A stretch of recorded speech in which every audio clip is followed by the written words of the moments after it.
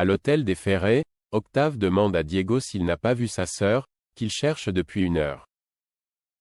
Soudain, les deux garçons entendent du bruit provenant de la chambre froide.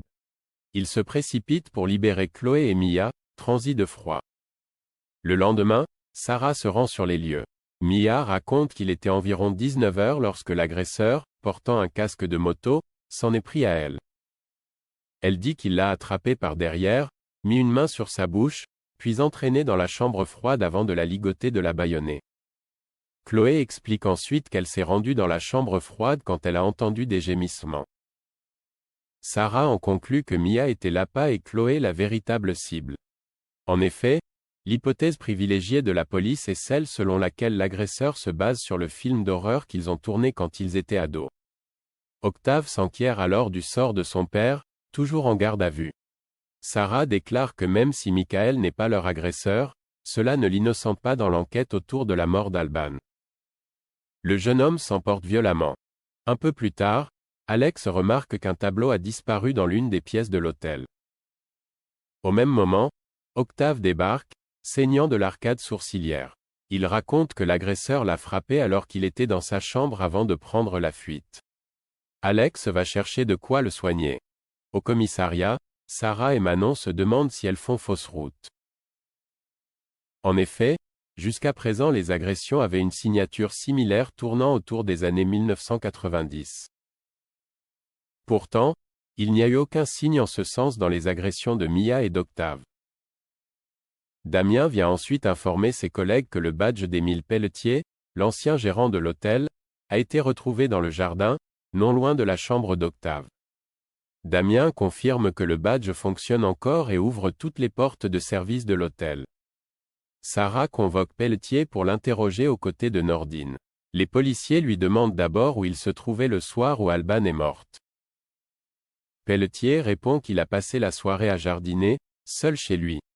Quand les policiers lui montrent son badge, Pelletier affirme que c'est le sien, mais qu'il l'avait rendu à Alban le jour où il a quitté l'hôtel après son licenciement. Le temps de vérifier ces informations, Pelletier est placé en garde à vue. Pendant ce temps, Michael est relâché. Il retrouve Chloé, Octave et Mia avec émotion. De retour à l'hôtel, tout le monde passe à table. Chloé voit bien que son cousin n'est pas dans son assiette et lui suggère d'aller se reposer. De leur côté, Octave et Mia vont s'installer autour de la piscine. La jeune fille lit un article sur la garde à vue de Pelletier, se demandant s'il a vraiment tué leur mère. Mais pour Octave, l'important est que leur plan ait fonctionné. Les deux ados ont mis en scène leur propre agression afin de l'innocenter et de le libérer. Timothée coupe les ponts avec son père. Au Spoon, Philippine entend Timothée dire à Manon que Victor a renoncé à l'achat de son yacht par souci d'écologie. Elle ne peut s'empêcher de le contredire, en lui révélant ce que son père a demandé à Charles pour obtenir un prix sur le fameux bateau, précisant que cette affaire est remontée jusqu'aux oreilles du vendeur qui a mis un terme à la vente. Afin d'être sûr que Philippine n'a pas raconté n'importe quoi, Timothée se rend à la paillote et demande confirmation à Rachel. Celle-ci lui avoue que Charles lui a parlé de cette histoire. Timothée est profondément blessé par le mensonge de son père. À la fin de la journée, Rachel retrouve Charles et lui raconte ce qui s'est passé. Le jeune homme en veut à sa mère d'avoir tout raconté à Timothée.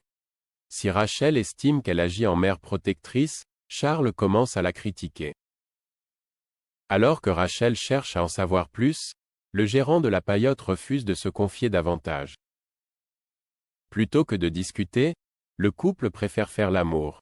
De son côté, Timothée retrouve son père au Spoon et le confronte sur son mensonge. Il exprime sa déception à son égard, lui qui pensait qu'il avait sincèrement changé. Il lui annonce ensuite avoir décidé de ne plus vivre sous son toit et vouloir mettre de la distance entre eux pendant un certain temps. Victor est bouleversé. Aaron ne partira pas à Berlin. Après plusieurs semaines d'attente, Lisa interroge Aaron sur sa décision par rapport à son départ à Berlin. Son compagnon assume enfin sa décision et lui annonce qu'il compte rester à Sète. Travailler dans un hôpital sans parler allemand est impossible. Il promet toutefois de trouver une solution pour que leur couple tienne à distance. Mais Lisa a du mal à encaisser le coup. Elle se rend à l'hôpital afin de se plaindre auprès de Victoire. Swazik, qui entend leur conversation, se joint à elle. Elle estime qu'Aaron a pris une très bonne décision et encourage Lisa à se battre pour leur couple malgré la distance. Pendant ce temps, Aaron se prend la tête avec William. Mais les choses se calment bien vite. Les deux hommes reconnaissent qu'ils sont à cran. L'un par rapport à sa situation avec Lisa, l'autre par rapport à sa situation avec Aurore. De retour chez lui, Aaron retrouve Lisa. Si le couple appréhende de vivre séparément dans deux pays différents, ils s'avouent mutuellement qu'ils ont vraiment envie d'y arriver.